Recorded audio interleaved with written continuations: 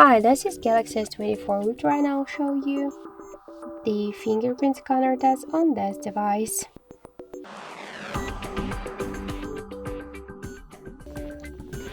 So I just set up my fingerprint to the scanner here on the lock screen, and now I'll make a couple of tries to unlock the device with my fingerprint, and we'll see how fast this option is and does it works. So let's start.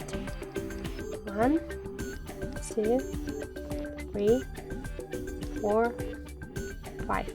As we could see, the fingerprint scanner works here fast and correct, and we just unlocked the device successfully without any problems. So you could try this unlock method, but don't forget that the fingerprint is less secure than the passcode or pin code unlock methods. That's it, thank you for watching, and if you like this video, leave thumbs up and subscribe.